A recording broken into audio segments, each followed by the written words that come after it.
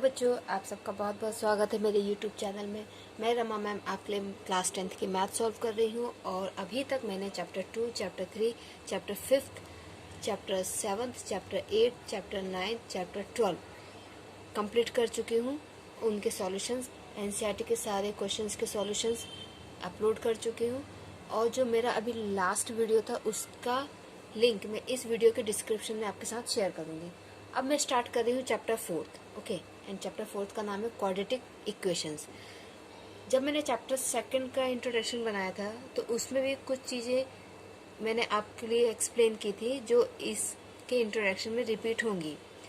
अगर इसमें आपको कोई डाउट आता है तो आप मेरे चैप्टर 2 के इंट्रोडक्शन को देख सकते हैं, उससे आपको और क्लियर हो जाएगा। चैप्टर 3 का भी आप देख सकते हैं क्योंकि वो भी इक्वेशन से रिलेटेड चैप्टर है, ओके। सो अभी हम देखते हैं चैप्टर 4 का इंट्रोडक्शन। कुछ टर्म्स हैं जो मैं आपको एक्सप्लेन करना चाहूँगी, बेसिक टर्म्स। फर्स्ट है पॉलिनोमियल्स।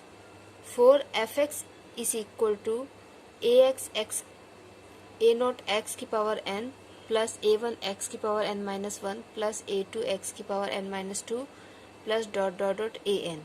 ये एक रियल पॉलिनोमियल है डिग्री n का, जहाँ पर a0, a1, a2, an जो है रियल नंबर्स है और a0 जो है वो 0 के बराबर नहीं होगा। Example 3x to power 4 plus 6x cube minus 2x square minus 10x minus 5। ये एक पॉलिनोमियल का एग्जाम्पल है जिसमें आप a0 को 3 बोल सकते हैं, x की पावर n जो है तो n आपका 4 हो सकता है, a1 को आप 6 बोल सकते हैं, x की पावर n-1 मीन्स 4 में से 1 गया 3 तो x की पावर 3 माइनस 2, फिर 3 में से आप एक और माइनस कर दोगे, या n-2 लिखा है ना तो 4 में से आप 2 माइनस कर दोगे तो 2 आ जाएगा, फिर आप 4 में से 3 माइनस कर दोगे तो आपका 1 आ जाएगा, ठीक है। तो इस तरीके से ये पावर के रिस्पेक्ट में डिक्रीजिंग ऑर्डर में ये पॉलिनोमियल लिखा हुआ है। तो इस तरीके के जो एक्सप्रेशंस होते हैं उनको हम पॉलिनोमियल्स कहते हैं। तो आप इससे इसका जब कंपेयर करेंगे तो आपको समझ में आ जाएगा कि ये ना आपको a0 या फिर वेरिएबल्स के फॉर्म में पॉलिनोमियल लिखा हुआ है, ठीक है, जहाँ पे आपका a0, a1, a2 से लेके an तक रियल नंबर्स हैं, ठीक है, और x वेरिएबल्स है और n जो है पावर के लिए यूज किया गया है, ठीक है, या यूँ कहा जाए कि n जो है वो डिग्री है इस पॉलिनोमियल की, ठीक है। अब डिग्री ऑफ पॉलिनोमियल क्या होता है, अब इसी के लिए, ठीक है, a0 x की power n plus a1 x की power n-1 plus a2 x की power n-2 dot dot dot an के लिए ये एक पॉलिनोमियल है डिग्री n का। ये क्या है, एक पॉलिनोमियल है डिग्री n का। इसी को हम अगर ये एग्जांपल देखें तो ये जो पॉलिनोमियल है और इस पॉलिनोमियल की डिग्री जो है वो है 4। क्यों इस पूरे एक्सप्रेशन में हाईएस्ट पावर क्या है, 4। तो जो हाईएस्ट पावर होती है वही उसकी डिग्री होती है, ठीक है। अब आगे देखिए, अब हम क्वाड्रेटिक इक्वेशन की तरफ बढ़ रहे हैं। अब polynomial of degree 2, polynomial of degree 2, जैसे ये वाले पॉलिनोमियल में डिग्री क्या है, 4, हाईएस्ट पावर 4 है तो डिग्री 4 है। अब एक पॉलिनोमियल जिसकी डिग्री 2 होगी, मीन्स उस एक्सप्रेशन में हाईएस्ट पावर क्या होगी, 2। एक पॉलिनोमियल जिसकी डिग्री 2 होगी उसको हम क्वाड्रेटिक पॉलिनोमियल कहते हैं। उसको हम क्या कहते हैं, क्वाड्रेटिक पॉलिनोमियल, ठीक है, जिसका जनरल फॉर्म होता है ax² plus bx plus c, जिसमें a b c real number होते हैं, x आपका वेरिएबल होता है और a जो होता है वो 0 के बराबर कभी नहीं होता है, ठीक है, क्लियर। अब क्वाड्रेटिक इक्वेशन क्या होती है, क्वाड्रेटिक इक्वेशन जैसे ये आपका जो एक्सप्रेशन है, ठीक है, ये जो आपका पॉलिनोमियल है इसी में इक्वल टू 0 लग जाता है, क्योंकि इक्वेशन और एक्सप्रेशन में यही अंतर होता है कि एक्सप्रेशन में इक्वल टू 0 नहीं होता है और इक्वेशन में इक्वल टू 0 होता है, ठीक है। तो क्वाड्रेटिक इक्वेशन क्या होता है, an equation of the form, इस फॉर्म में जो इक्वेशन होती है ax² plus bx plus c equal to 0, जहाँ पर a जो है 0 के बराबर कभी नहीं हो सकता और a b c आपके रियल नंबर होते हैं और x आपका वेरिएबल होता है, x आपका क्या है, वेरिएबल है। आपको क्वाड्रेटिक इक्वेशन का एक एग्जांपल भी दे सकते हैं, जैसे कि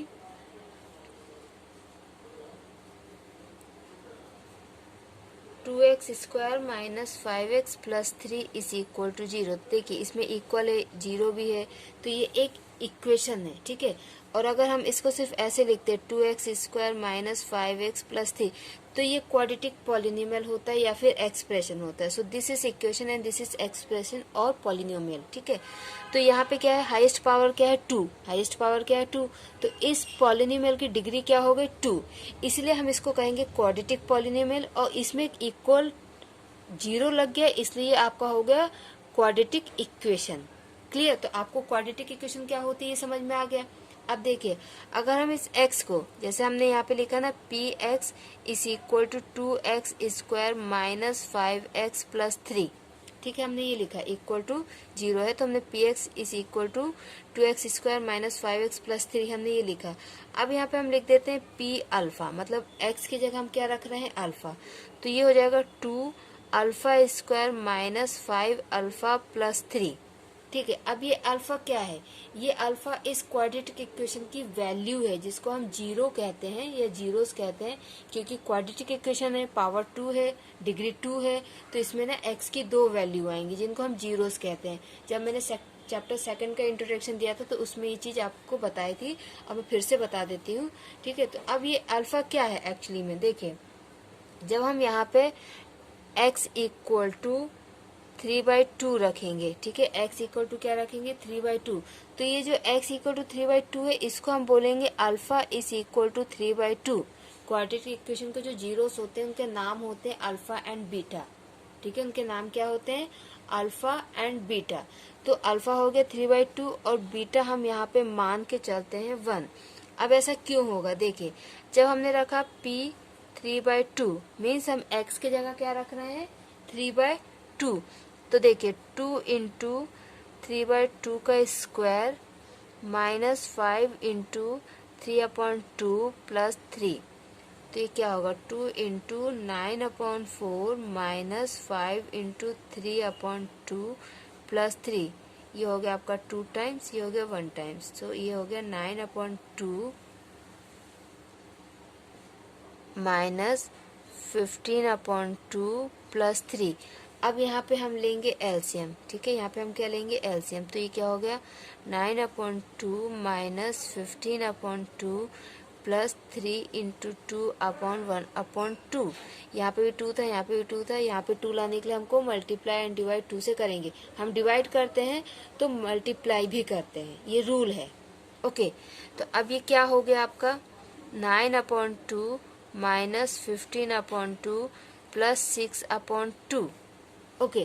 तो अब देखिए 9/2 प्लस 6/2 माइनस 15/2, 9 प्लस 6 15, तो ये हो जाएगा 15/2 माइनस 15/2, आंसर कितना आ गया 0। जब किसी इक्वेशन में कोई एक वैल्यू रखने पर और उसको सॉल्व करने पर अगर 0 आ जाता है तो हम कह सकते हैं कि वो जो वैल्यू है that value is the zeros of the equation, means ये एक तरीके से x की वैल्यू है, और यहाँ पे जीरोस के नाम अल्फा और बीटा होते हैं, तो आपका अल्फा हो गया 3/2। अब आप 1 रख के भी चेक कर सकते हैं, तो आपका बीटा हो जाएगा 1, तो इसको हम बोलते हैं वैल्यू ऑफ द इक्वेशन, ठीक है। इसको आप 3 तरीके से बोल सकते हो, zeros of the equation, values of the equation, या फिर ये भी बोल सकते हो वैल्यू ऑफ द पॉलिनोमियल, या फिर ये भी कह सकते हो वैल्यू ऑफ x, ठीक है। आप इस तरीके से अलग अलग नाम इनको दे सकते हैं, बट आंसर सेम है तीनों का, ठीक है। अब आप बीटा इक्वल टू 1 रख के भी हम चेक कर लेते हैं। अब हमको क्या रखना है 1, तो देखिए 2 into 1 square minus 5 into 1 plus 3, सो 2 1 का स्क्वायर 1, तो 2 इंटू 1 2 माइनस 5 प्लस 3, तो देखिए 2 प्लस 3 5, 5 माइनस 5 इक्वल टू 0, तो आपका P1 भी क्या आ गया 0, ठीक है। तो अब ये जो आपके आंसर्स आते हैं हम इनके क्या क्या नाम बोल सकते हैं, हम इनको बोल सकते हैं रूट्स ऑफ द इक्वेशन, हम इनको क्या बोल सकते हैं रूट्स ऑफ द इक्वेशंस, ठीक है। Zeros of the equations, zeros of equations means आपसे क्वेश्चन आ सकता है कि रूट्स ऑफ द इक्वेशंस निकाले, तो भी मतलब आपको वही निकालना है x की वैल्यूज, ठीक है। जीरोस ऑफ द इक्वेशंस बोलेंगे तब भी आप क्या कहेंगे x की value. Root of the equation को भी अल्फा बीटा, ठीक है, या फिर वो ये कह सकते हैं find the value of x, ठीक है, find the value of x। तो क्योंकि इक्वेशन क्वाड्रेटिक है इसलिए 2 x की वैल्यू आएंगी जिनको हम zeros of the equations, roots of the equations, alpha beta कहते हैं, ठीक है, समझ में आ गई आपको बात। या फिर value of polynomial, value of polynomial, ये भी इसको कहा जाता है। अब आपके सिलेबस में आपसे roots of the equation, zeros of the equation, ये दो मेनली चीज पूछी जाएंगी, क्योंकि find the value of X ये तो आप 6-7 से पढ़ते आ रहे हैं। हर किसी एक्सप्रेशन के लिए आप find the value of X, find the value of Y, find the value of Z, ये पढ़ते आ रहे हैं, तो ये तो कॉमन सी बात हो गई है। ठीक है, अब आपके लिए जो नया टर्म है जो क्लास 9 से स्टार्ट होता है वो होता है roots of the equation and zeros of the equation, जिसको हम अल्फा एंड बीटा कहते हैं। ठीक है, एंड वैल्यू ऑफ पॉलिनोमियल्स भी कहते हैं, वैल्यू ऑफ पॉलिनोमियल्स। अगर क्यूबिक पॉलिनोमियल्स होगा तो अल्फा बीटा, आपका अल्फा बीटा तो होगा ही होगा, साथ में आपका आ जाएगा लैम्डा। क्लियर, तो आपको क्वाड्रेटिक इक्वेशन क्लियर हो गई। अब इस चैप्टर 4 में, ठीक है, इस चैप्टर 4 में जो हम मेथड यूज करने वाले हैं रूट्स या सॉल्यूशंस ऑफ क्वाड्रेटिक इक्वेशन को निकालने के लिए, वो मेथड्स क्या हैं?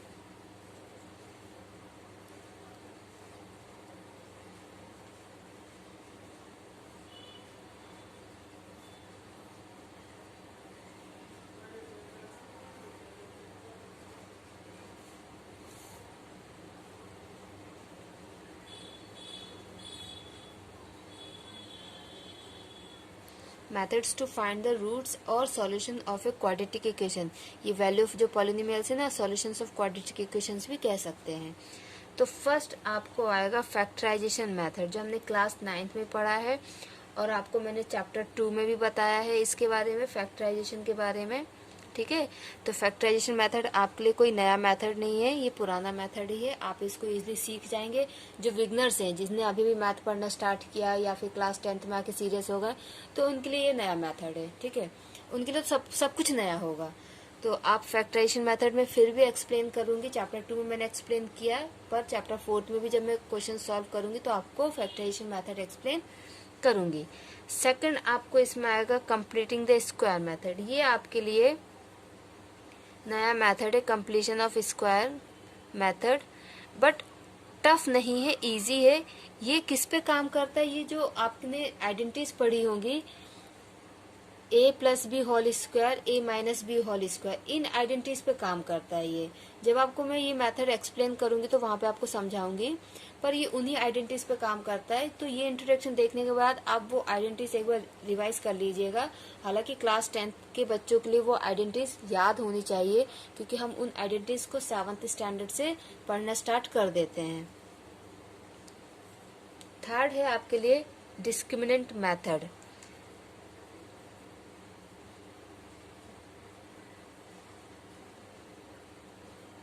ये जो डिस्क्रिमिनेंट मेथड है, इस बुक में आपको डिस्क्रिमिनेंट मेथड बोला है, किसी दूसरी बुक में आपको दूसरे मेथड के नाम से बोलते हैं। तो वो दूसरा मेथड जो इसी मतलब सेम इसी को दूसरे नाम से बोला जाता है क्वाड्रेटिक मेथड। ठीक है, इसी मेथड का नाम होता है क्वाड्रेटिक मेथड। कुछ लोग इसको बोलते हैं फॉर्मूला मेथड। ठीक है, क्या बोलते हैं? Formula method. ठीक है, ये एक ही बच्चे के 3 नाम है। ठीक है, ये जो डिस्क्रिमिनेंट मेथड है, ठीक है, डिस्क्रिमिनेंट मेथड को ही हम क्वाड्रेटिक मेथड भी कहते हैं, फॉर्मूला मेथड भी कहते हैं। आप इस चीज को ऐसे समझ सकते हैं कि ये एक ही बच्चे के 3 नाम है, मतलब ये तीनों मेथड एक ही चीज है। ठीक है, सिर्फ इनके नाम अलग अलग हैं, discriminant method, quadratic method and formula method. अब ये डिस्क्रिमिनेंट मेथड में एक चीज होती है डी। ठीक है, एक चीज होती है डी। जो डिस्क्रिमिनेंट है ना, डी स्टैंड्स फॉर डिस्क्रिमिनेंट। ठीक है, डी मतलब डिस्क्रिमिनेंट।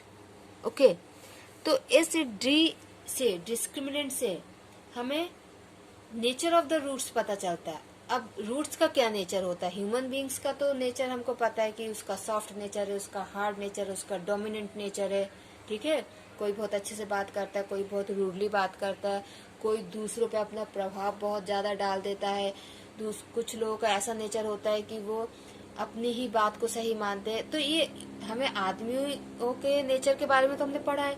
अब रूट्स का क्या नेचर होता है? ठीक है, तो रूट्स का नेचर ऐसा होता है, कभी कभी क्या होता है कि रूट्स नेगेटिव में आ जाते हैं, ऋणात्मक। ठीक है, रूट्स कभी कभी क्या होता है, नेगेटिव में उनकी वैल्यू आती है। कभी कभी वो पॉजिटिव में उनकी वैल्यू आ जाती है और कभी मिक्स आ जाती है। एक वैल्यू आपकी पॉजिटिव में आएगी, एक वैल्यू आपकी नेगेटिव में आ जाती है, क्योंकि क्वाड्रेटिक इक्वेशन है तो दो वैल्यूज होंगी, तो एक कभी नेगेटिव में आ जाती है, एक कभी पॉजिटिव में आती है। समटाइम्स ऐसा भी होता है कि दोनों वैल्यू सेम आ जाती हैं, मीन्स अल्फा भी आपका 2 आ गया, बीटा भी आपका 2 आ गया, अल्फा भी आपका -1/2 आ गया, बीटा भी आपका -1/2 आ गया, ठीक है। या फिर कभी कभी ऐसा होता है कि x की वैल्यू 0 आ जाती है, x की वैल्यू क्या होती है, 0 आ जाती है।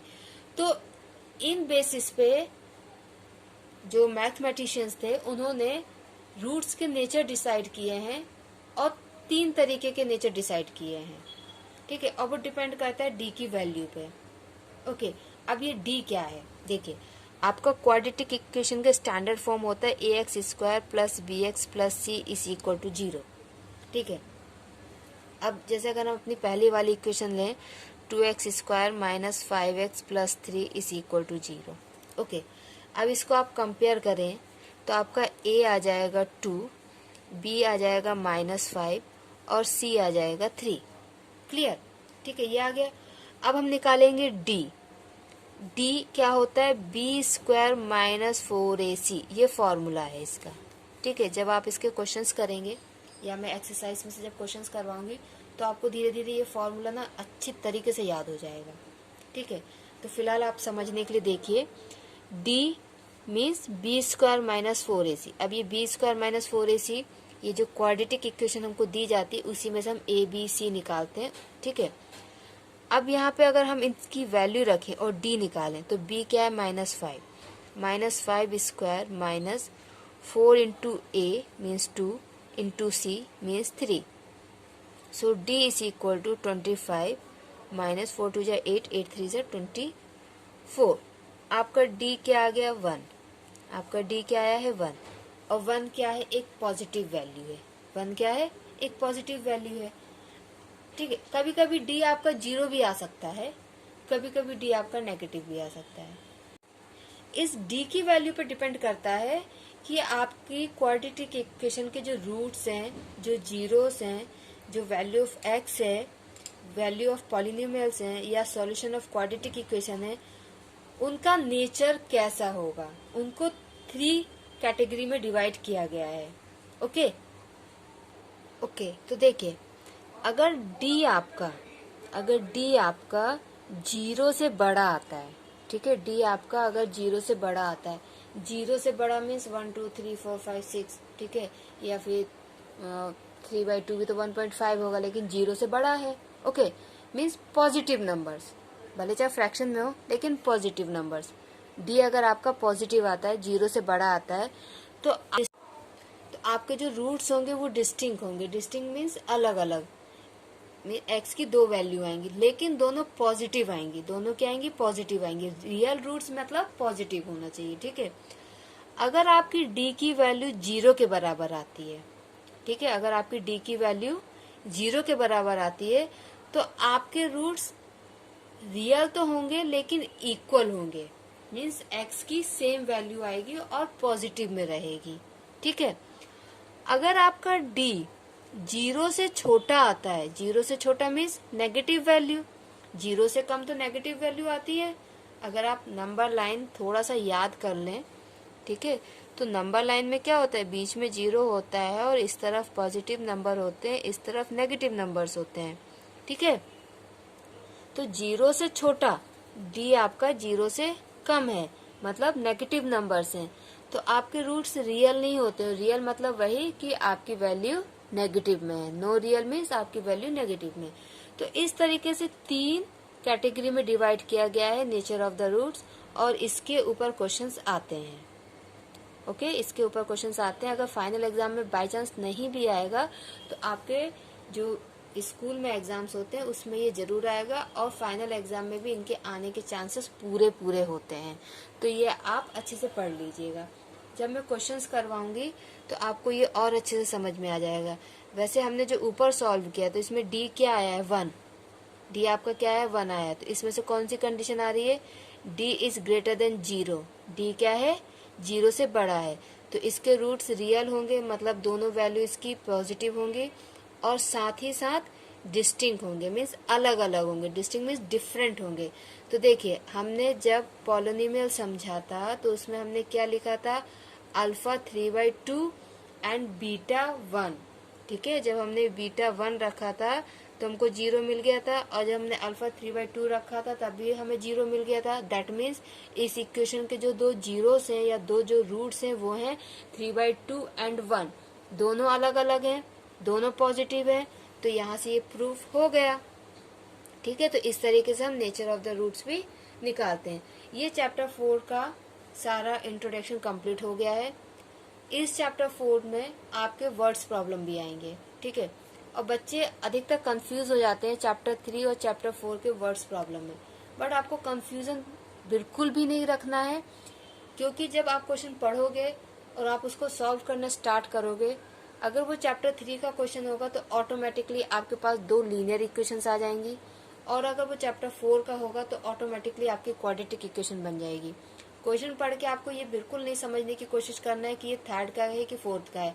आप सिर्फ प्रैक्टिस कीजिए, उसको सॉल्व करना स्टार्ट कीजिए, वो जिस भी चैप्टर का होगा उसके अकॉर्डिंग आपको सॉल्यूशन अपने आप मिलने लगेंगे। ओके, प्रैक्टिस करते रहिए, अपना ख्याल रखिए। बाय बाय बच्चों।